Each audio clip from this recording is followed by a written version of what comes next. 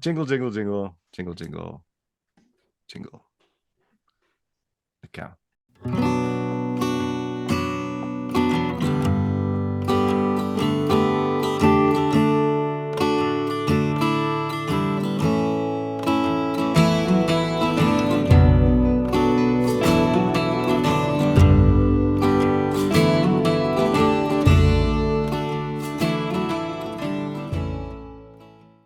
I mean, it's Monday. It's rough for everyone. It's Sunday night, guys. Sunday night after a very full day. You're still coming down off the high. Monday is when you just kind of crash and burn. Yeah, that's true. That's true. But we're doing it. We woke up. We said we would start today, and man, it's been a long holiday. Maybe a little bit too long for me because when I have, when you take a 2-week holiday, it's like a little breath with the breaststroke thing, and you're like. And you just keep going, and it's not too bad. But then when you take a nice long breather, you sort of slow down, you turn it on your back, you float around. Like, what the heck am I Next swimming thing you for? know, you're just hanging on the side of the pool there. And you're like, wait a minute, I kind of like it in here. And, the water's quite nice. I don't know why I'm swimming so fast. And actually, maybe I'll just kind of hang out here and catch a tan. And then you have to get back into it. And it's like, oh, those aching muscles. So that's kind of where I'm at moving into this new year. But we thought, okay, listen, we've got to start this up just before everyone thinks we're jumping right off the radar. So what we thought we'd do is just do like let's call this a kickoff and catch up. Okay? Sounds good. Kickoff and catch up. Just so let's do it. I would not listen to it, but no, it sounds great. Exactly. So let's say to everyone listening to this right now, massive caveat. Okay. No. Do not listen to this any longer. There is something better that you can be doing with your time. 100%. Right. So immediately stop what you're doing. Come back next week. Just make a note of this. Yeah. We're just trying to roll you, but you're welcome to hang. You are welcome. Yeah, that's what we're doing. You got absolutely nothing else to do, right? But you are wasting your life. Yeah. And put this at the level slightly below watching a good Netflix show. This is like if this is nothing on Netflix and you don't even have, you can't hang out with anyone and you're literally by yourself, then fine, join us. It's like this. Goodness. What is going on? Hang on. Wait. Who is it? Yeah, put it on live. Let's go. Michael speaking alone. So he's dodged the bullet. I know. Yeah. Let me actually just switch off. Do not disturb. Okay. So you were saying that this is going to be a little bit worse than Vampire Diaries. Yeah. So a little. Yeah. Exactly. So hey, it's like, your life. You can do what you want with it. I feel sorry for the guy whose hands are in the dishwater, and so he can't reach to his phone to skip the episode. He's just got to go for it. He's just going. Well, the guy that's like his phone is down there and he's in the gym on the treadmill, and he started the treadmill. Can't break his stride. He can't break his stride and get back to his gym. Yeah. Well, this is going to be an episode like the squat. Yeah, when you're late night on YouTube and you're a little bit bored, and then something comes up, some Russian cartoonist who's been working on a cartoon for 40 years, and it's just absolutely banal information, and you click on it anyway. That's what this episode's going to be. No, I never had that one. You guys the Russian cartoonist was an interesting take on. Yeah, that was wow. That was a little window. I learned about social realism in Russian cartoons. I found it very helpful. It does make sense, actually. Yeah. Okay, good. All right. So with that warning in place and sufficient time, to action that warning. Let's just. Can I do a little plug for my? Can I do a little plug for my research seminar thing? Yes. No. That is something I wanted to, because what I want to do is just any significant things that we've been up to, because it has been 2 months since we've last done a pod. So it's kind of it's a lifetime for a Backstreet Boy. So, we have to, just catch people up that we have done significant things, I think. And Andre probably more significant than anyone in that he has now started his PhD program. What? correct. Yes. Dude. So there we go. Well, And hang on. I haven't actually been accepted yet. okay, I'm putting the like at proposal together. Okay, yeah. I'm putting the proposal together. Yeah. But he's in the runnings. He's So you But I got your paid the masters? money. I got the masters. When yeah. did you get your masters? Yeah, I think we did the whole thing. We You did the guys whole clapped thing. and all that. Did- Yeah. Just I shows how I didn't well send you a bottle of listen. whiskey. You didn't. No, that was noted. But the yeah, no, that was a while ago now. Yeah. Yeah. It would have I been don't know expensive when. to send a bottle of whiskey all the way to the UK. No. Just saying. No, because Nick You made can it send- within the UK. whiskey. What you could do is send it to me, and I could hang on to it until You I could see keep him. it, Yeah. but you won't keep it. Oh no, I'll keep it. Oh, the bottle will be there when you arrive. Yeah, it'll Just definitely be not there. what's That's right. Yeah. Um, All right. So what you're doing? So you did that at King's, and so now there's this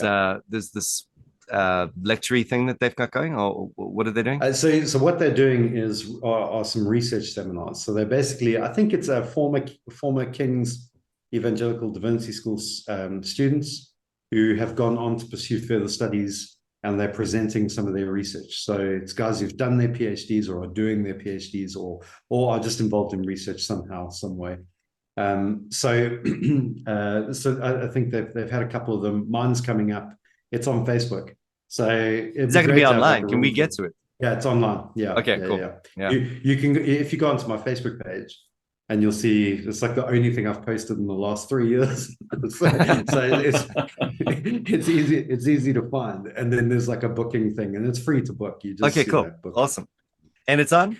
So it's on my PhD stuff. So it's basically what I'm about to be researching.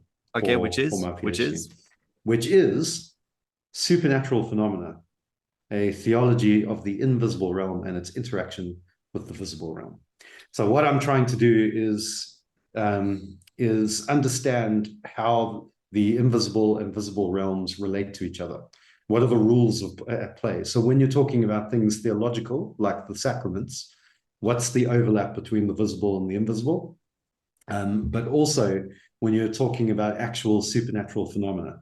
So that could be the sacraments, but that could also be, let's say someone comes up to you in your church and says they've had like an experience of God, or they've had a vision, or they've had a miraculous healing, or they think they're being attacked by demons and their house is haunted or something like that. How do you understand that biblically? So rather than just knee-jerk reaction to it and think this is crazy or this is nonsense, or like this is serious, I'm all the way in, how do you actually take that and deconstruct it biblically and analyze it? So and theologically, and how have people done it in the past, and how does that? So let me throw out a test question. Yeah. Can the devil read your mind? There you go. That's perfect. Almost as good as how many angels are there on the head of a pin, but but it is that kind of thing. So it's going to look into areas of sacred space, of sacred time, and all that kind of stuff, but also going to look at some supernatural phenomena. So cool. Yeah, and the so you're going to be hanging out with Heiser's crowd. A lot of Heiser, yeah. It's basically all Heiser, less Walton. I'm increasingly frustrated with John Walton, but really? Anyway. Really? No, I gotta be careful. I can go off the Walton ledge quite easy. Yeah, he's just so frustrating. The way he's like, the way he just like makes anything you might say from the Bible, like, oh no, you can't really, you can't take it seriously. That, you can't be certain about that or whatever. Yeah.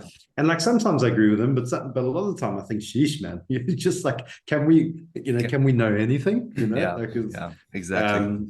But yeah, Heiser's for real, and going to look at a lot of his stuff. So yeah, that's the kind of idea. And that's in a bid to re-mythologize our Christianity. Yeah, so that's one of the big things. Well, it's re-mythologizing, but it's also the re-enchantment thing. Yeah. But a lot of the re-enchantment stuff is like neo-Calvinist, and I want to push past that and actually just think. But it's also like things like, I don't know if you've ever. Well, you might end up demythologizing. You might pull a Heiser, where it's like, ooh, this sounds exciting, right? Let's have a look at this, and then he's like, oh, it's actually not exciting. It's totally boring. Hey, like, Yeah, whoa, what that's about right. this cool thing? It's like, Let's look at this hang cool, on. like super mysterious thing that we can look at. Oh, wow. Yeah. Aramaic says this, Ukeni Yeah. says this, blah, blah, blah. Actually, it's not real. Yeah, it's like the giants. The It's like, giants were actually about 5 foot. yeah, it's like, yeah. it's like, oh man, Yeah. yeah, he's the master of the bait and switch. I got sick of it. Ultimately, I was Yeah. just like, dude. But that's partly where I'm trying to pick up. So obviously, Haza, like you can't, as a reformed guy, you can't just take it all. So there is a little bit of sifting, but the main kind of like the kind of main infrastructure of what he's done, it can just be transferred over to reformed circles without much hassle. But then it's that whole irritating thing where he kind of stops short of drawing the implications. So it's like, okay, you've said all this stuff about ancient mythology and the Bible and demonology and that kind of thing, but so what? Like, what does that mean? Like, what do we do with that? How does that fit with other things that we believe? There's no synthesis, there's no application, or at least the applications are very tame. And so that's kind of the idea. But it's like, the whole charismatic, non-charismatic thing, the cessationist thing. Like you get, I don't know about you, but I always sometimes feel like conversations around the topic are a little bit polarized. Polarized, definitely polarized, but like anemic. Like they're just like they're too formulaic. Yeah, it's almost mechanical. Like when people are talking about it, it's like, well, I've got this kind of X, Y, and Z, and you can't mess with that formula, and so therefore this can't happen and that can't happen, and like everything just becomes too polemic in a way. And I think, and I wonder if there's a way to kind of to go back over those issues and actually approach it from a different point of view, which is not necessarily the kind of sufficiency of scripture angle, which is what most reformed people would argue. But if you go to actually how can the supernatural and the natural interplays, will that have a bearing on the way that we understand what can and can't happen with spiritual gifts and why they were there and how they fitted in. So it's things like that. I'm just but cessationists have solved that problem already. Sure. Cannon's closed. So will you be diving into will you be diving into sort of the early church's approach to mysticism? And prayer and that sort of stuff? The Desert Fathers fighting demons. All that. Yeah, 100%. The Desert Fathers were crazy, bro. The Desert Fathers are absolutely crazy, but also just like awe-inspiring. Like in the same way that like those threw my mic across the room. Wow. Speaking of crazy desert dudes. I wanted to pull a book. Monks and Monasteries of the Egyptian Deserts. Beautiful. There we go. Dude, the amount of fables and stories in here, it's ludicrous. Yeah. I think that is the challenge when you start to go down that kind of route, is just trying to work out what is an actual true account of anything, especially like in the very early days. Yeah, and like weird stuff, like past monks coming in and like as spirits, as ghosts, and like that's seen as like some sort of supernatural miracle. It's like, whoa, they're basically just like baptizing ghosts and calling that, miracles. Well, I was listening to something in a podcast where there were a whole bunch of monks who live in a monastery I think it was in Scotland. Like it was hardly some exotic location. And this is recent, like this is in the last 50 years. And at some point, a portion of the monastery became opened up as like a guest house to the public. And people who stayed there were complaining of seeing like having these experiences of like spirits coming in and out and that kind of thing. And they went down, eventually they asked the monks, and they were like, oh yeah, that's Father so-and-so. He used to be a monk here. Like he died like 20 years ago or something. Yeah. And they're just like totally cool with it. Now imagine if that happened in like an evangelical setting. Like we would just have no space at all for thinking about that. And I'm just like, why is it so totally natural for a Roman Catholic to think about the existence? And I mean, it wasn't only Roman Catholics who were experiencing the phenomena. It was general members of the public. Like someone came in to a room and found a monk reading, right? And so they kept asking questions at the monks, saying, "Sorry to bother you. I didn't know this was a thing, but I'm just lost. I'm looking for this room." And the monk didn't say anything, right? And so this carried on, and eventually the monk just kind of like picked up the book and walked through a wall, kind of thing. And so they're like horribly freaked out, and that's what caused the whole conversation. Loads of people had experienced this kind of phenomena, and yeah, and they're just like totally cool that these Roman Catholic monks, like totally like, yeah, this is absolutely a thing and whatever. So I want to take. So part of it is the kind of edgy end of what I'm going to do is taking stuff like that, claims of that kind of phenomena, and saying, well, hang on a second, biblically, how does that work? Yeah, good. Can not happen. Cannon's closed. Yeah. So, Cannon's closed, bro. yeah. It's done. Okay, good. Well, that sounds interesting. So, what is the date for that seminar that you're doing? I don't know. Is it gonna like happen before this March. drops, or check It's March? Just okay? Yeah, we'll put it in the show notes. Good. So, yeah, you should be hearing this, and if you are interested, then you can go check that out. I think that should work without too much trouble. Nice. Hang on, I'll tell you right now. Right now, it's the 4th of March, 7 to 8 p.m. GMT. 4th of March. 4th of March. 4th of March.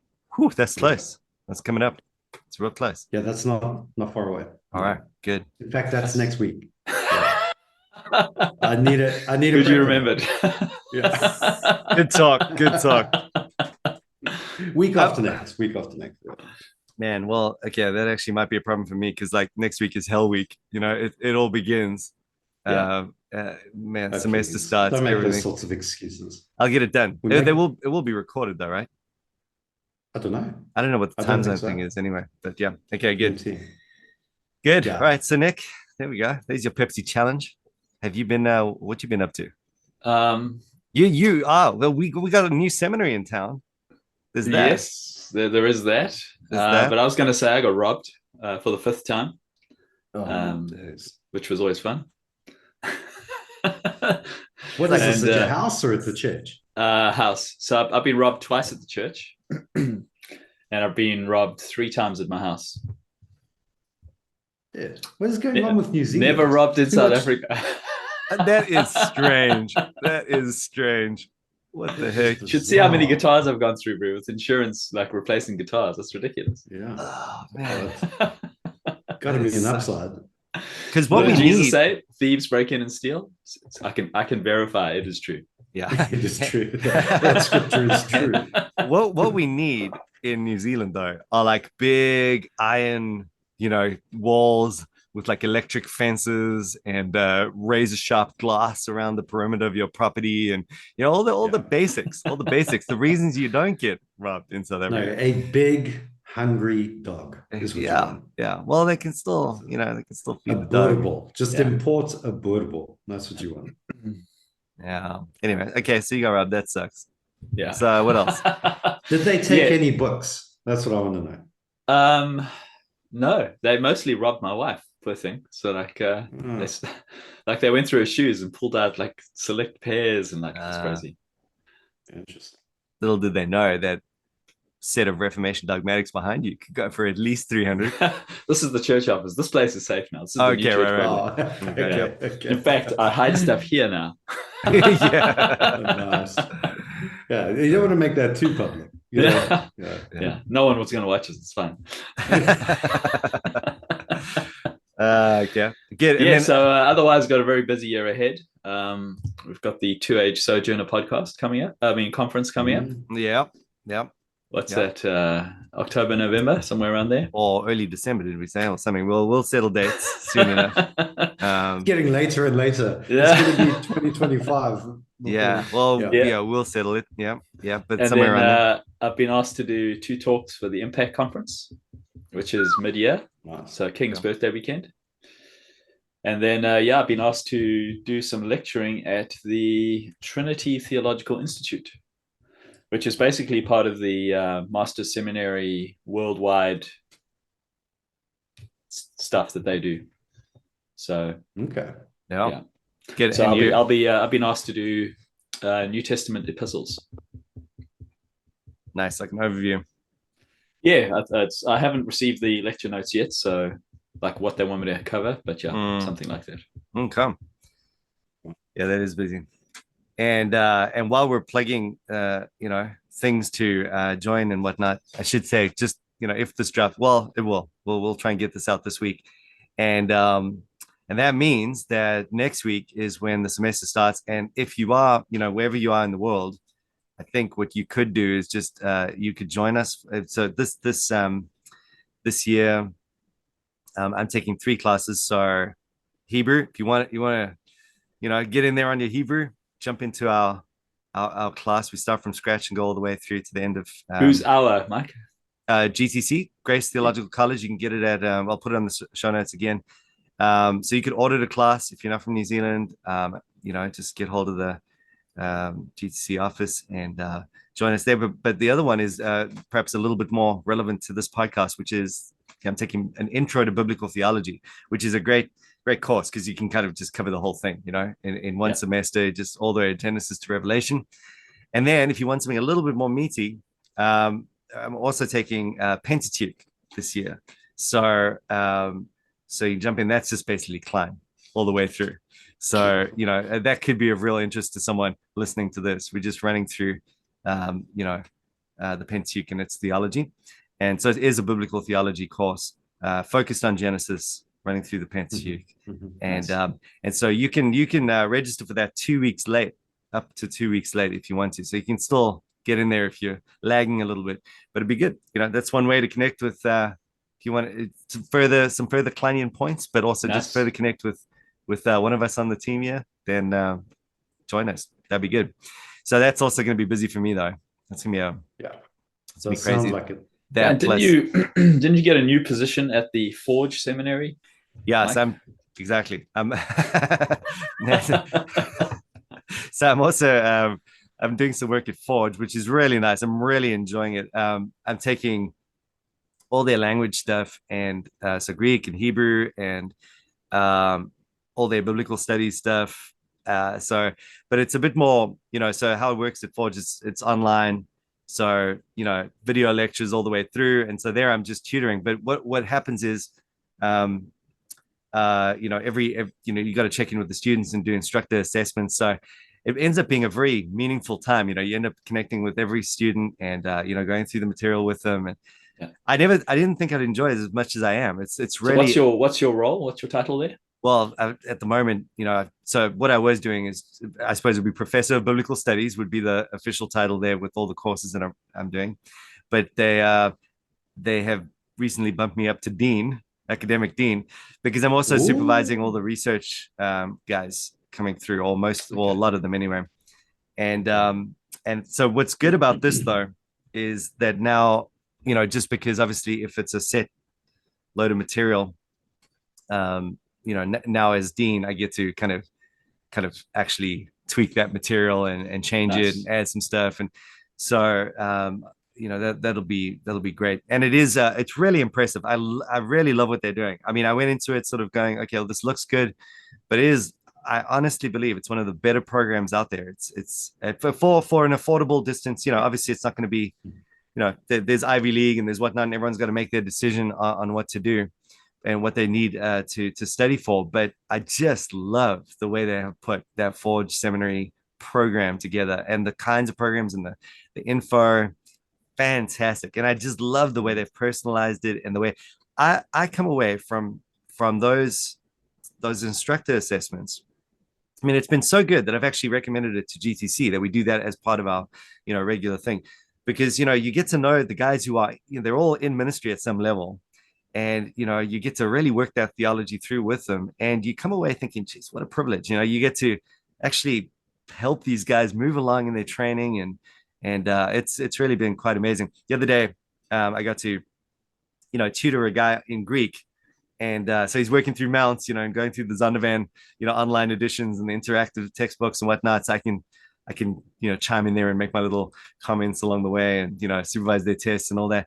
And then, just jump on Zoom and kind of work through some things with the noun system and just see the lights go on. It was great. So it's really nice. Like, it's perfect to do as an add-on for me to the lecturing process. Otherwise, it would be too much, But it's really, really good. I highly recommend Forge Theological Seminary if anyone's looking for a good training program. And then also GTC locally, of course. GTC is focused on New Zealand, and I don't even know if you can actually join and do a certificate program with them if you're not from New Zealand. But it's always worth checking. But I know you can audit, so go ahead and do that if you want to. So, one of the other things I should say is, during the break, one of my little break pieces is, so I got accepted by the Lingua Deo Gloria. Well, it's actually Sawyer's page, but he, producing some amazing things under the banner of Lingua Deo Gloria. I think I got that right. What was I going to say about? Into this Living Hebrew program, which is really cool. So he's he went to that full on thing that did his master's in classical Hebrew in Jerusalem. And and it's where you sign. I mean, you sign the form like you're not allowed speaking one word of English, while you're there.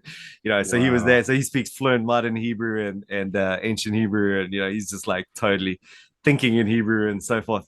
And anyway, so it's just like this, and he's such a good teacher. So it's just a little group of us. Another guy who's just finished his DMin, another guy who's doing his master's in Hebrew as well, and then I've also got a group in Greek, in ancient Greek, classical. And we get together and we read Athenadze, and we just talk about the text in Greek. So it's like the whole thing's in Greek. We're like, I mean, it's crazy. They're using like grammatical terms in Greek, and everything's in Greek, and it's just like the whole thing. And I mean, some of these guys are like truly next level Jedi. And so I'm just hanging on for dear life, but it's been such a fun process, It's like when Calvin had to go to university and everyone is speaking Latin, otherwise they paid £1 or whatever it was, penalty for speaking not in Latin.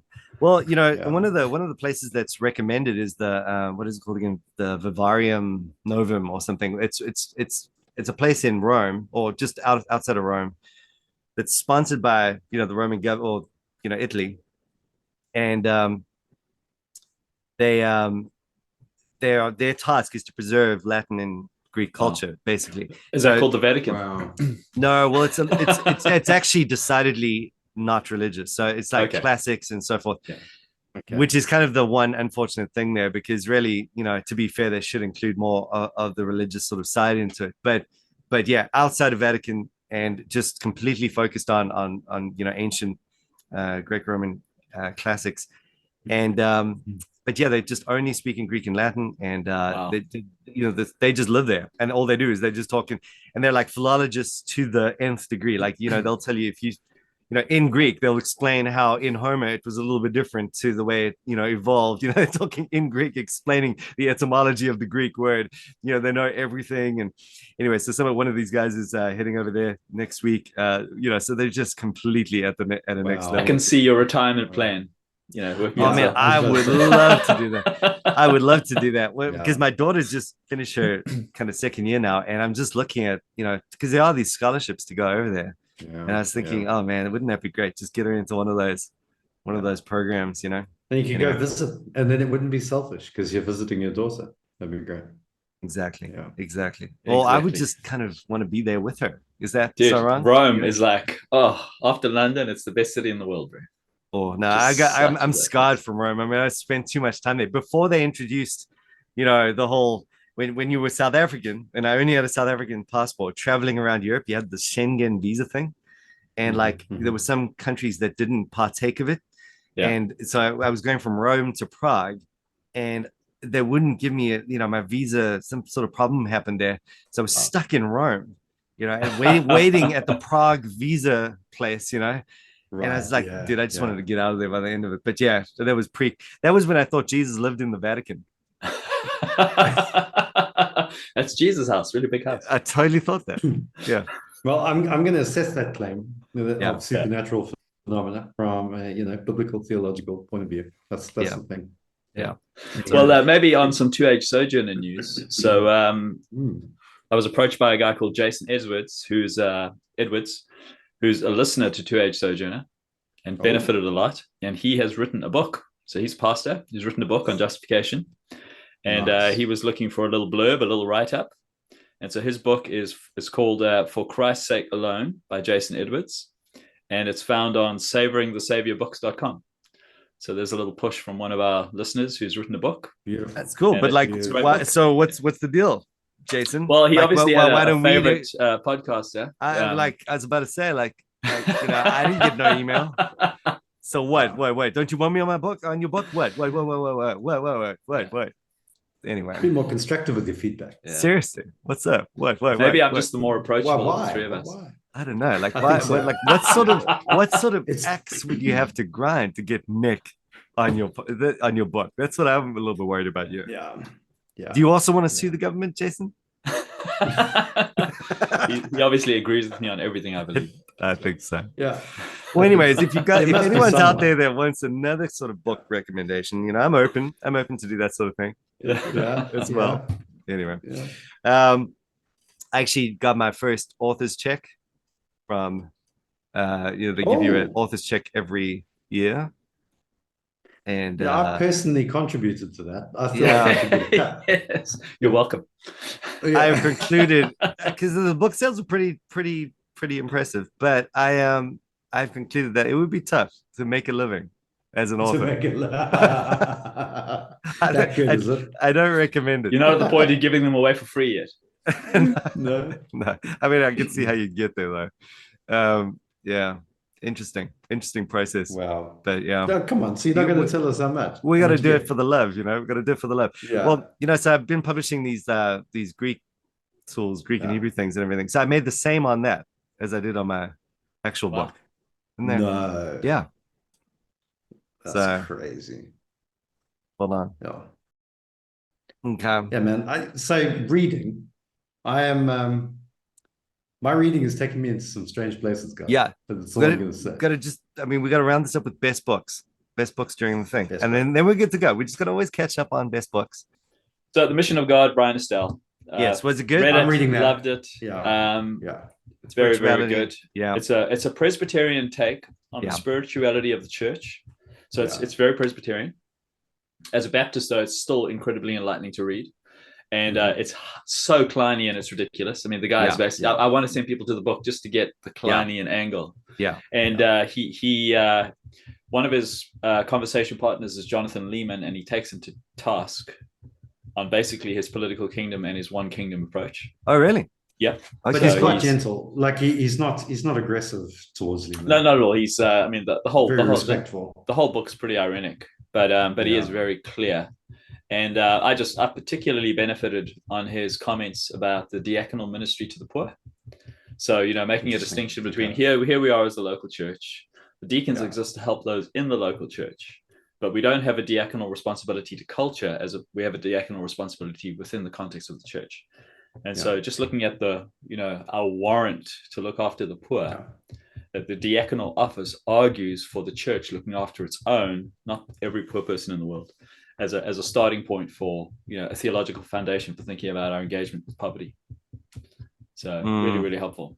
Yeah. Okay, cool.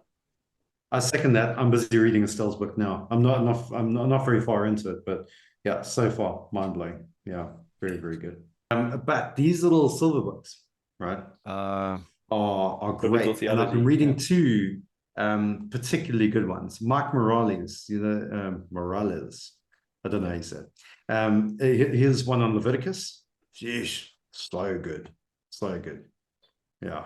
And also Death in the Afterlife. I saw that one. Who's that by? By Paul R. Williamson. Okay. But and I'm not very far into it. Is it good? But so far it's amazing. Yeah. Okay. So far it's amazing. I mean, and if you just look at like his first section, Mike, death in the afterlife in the ancient Near East, death in the afterlife in Greco-Roman world, death in the afterlife in biblical perspective. Brilliant. Very good. Like, I mean, I might have it's to get so hold of good. that. I'm keen to look I at think that. you will. I think that But you don't have time because you're learning 100 languages. it's okay. You just get Google Translated to translate it in Italian, and then you read it. You should see if there's a Latin version, and then just have you seen Machia's book After Death? No. So he's got a very small book for an IVP series, long out of print, called After Death. Okay. It's a very summarized, but it might be helpful along those lines. Yeah, one time. Yeah. I just don't like the way they make all these weird. Okay, let's talk about this a little bit. Okay, because they make all these weird. I mean, I'm not sure that guy does, right? But what my point of frustration on this stuff is like, oh, see that it didn't even occur to the Old Testament guys that there was an afterlife. They just totally think, and it's just, that typical, It's rubbish. Yeah. And it's really dominant. It's a very, very dominant view. That they just didn't even think in those terms. They're like absolute hogwash. It's like they were all. I will dwell in the house of the Lord forever. Psalm 23. Yeah. No, but then they're thinking in terms of physical resurrection only, and whatever, and no sense of intermediate state at all, and like all Sheol, of that stuff. like Sheol, no, like, and Sheol's just like dead. You're in the grave, and then Yeah. there's a resurrection and so forth. But here's and this is a Kleinian point, I think, and this is something that it's weird how this pushes this from. In fact, I was making this point in one of our classes where one of the guys we were working through the Psalms, and one of the papers they had to write was, well, consider this hope that of eternal rest and Sabbath glory that the psalmist would have had. And he was struggling with, well, what actually would they have? Would they have taken on? Isn't this idea of being in heaven, kind of a Greek influence thing and so forth? And wow. So he was working through all of that, right? And what was great is that it's sort of like what fueled this new appreciation for their hope was that, almost coupled with the lack of wanting to acknowledge any kind of thought of the afterlife in Old Testament authors, is it's sort of coupled with this. They didn't know the gospel either. They didn't think about the Messiah either. Right, Genesis 3:15 has nothing to do with Jesus. It's almost like that. When you do a little digging, it's always coupled. And then when you start, conversely, you see that to the degree that you'll see, actually, this is the hope from the beginning, and there's this one beautiful, solid story that all that it's carried along by this hope, and actually it is there the whole time. The unity of the Bible. Yeah, unity of the Bible. But the way they do describe heaven, and talk about heaven, is in terms of the prophetic idiom that they have. So, in other words, they're not going to say, "I'm looking forward to my time on a cloud with a Greek harp and blah blah blah, getting out of Plato's cave and so forth." Rather, they're going to think about it in terms of the temple, and they're going to think about it in terms of Jerusalem, David's throne, and kids that can play with snakes and not get bitten, with lions and lambs lying down together, and it just really it shows that they're not at all diminishing the spirituality, the transcendence, and like, we don't want to take away from the point that we were making the other day when we were talking about neo-Calvinism. We're not taking away from the fact that we see a renewed earth, a heavenized earth, as it were. But we're just saying, it's not like there was just like no thought of transcendent heavenly intermediate state for the Old Testament authors. I mean, they were completely plugged in, but just speaking of it idiomatically. And what a gross oversight it is all these Old Testament scholars just go there, and it's kind of like coupled. It's just a real revelation to see that coupled with that is this refusal to acknowledge a gospel hope in the process, which immediately when you see that, you're like, okay, I'm throwing all of that up. I think there's a lot of anti-supernaturalism in Old Testament scholarship, which most Christians, because they're so New Testament focused, don't even realize exists. And it's this massive growing fungus that's getting bigger and bigger every generation. And that's one of the reasons I do appreciate some of John Walton's stuff. And I think not so much in that he'll convey a biblical conception of the intermediate state or anything, but rather because he's very aware of the spirituality of the ancient Near East and Egyptian spirituality, and it's just impossible within that context to think that they didn't have some thought of the afterlife prior to the resurrection even. So just something else I'm reading, Churiton. Just absolutely loving Churiton. The guy's genius, absolute genius. I would have loved to have met the guy. This is like his lecture notes, reading through his Atlantic theology. Ooh, the guy is huge. What does the word electic mean? Polemical. Question and answer diatribe. It's in conversation with the opposition, establishing the truth. So it's like it's an Aristotelian sort of method. Yeah. So it's here's what's wrong. Here's a premise. Here's a bunch of people disagree with it. Here's our arguments against it, and now we establish the truth. So it's sort of in that exchange. Ultra scholastic vibe. Fantastic. Yeah, brilliant. That is like Reformed scholastic theology, right? Yeah, he's squarely within that camp. Third generation. Okay. All right. Well, it's a shambles, wasn't it? Probably time to wrap it up. I think people's brains are melting. Good luck. They're questioning their existence. They're wondering whether it should be a Saturday Sabbath. I'm just wondering if there's any way we could contribute to their lives at this point. No, we can't. Right. But don't ever think it. Yeah. All right. So anyway, we'll see what comes of this one. I'll edit the heck out of it. And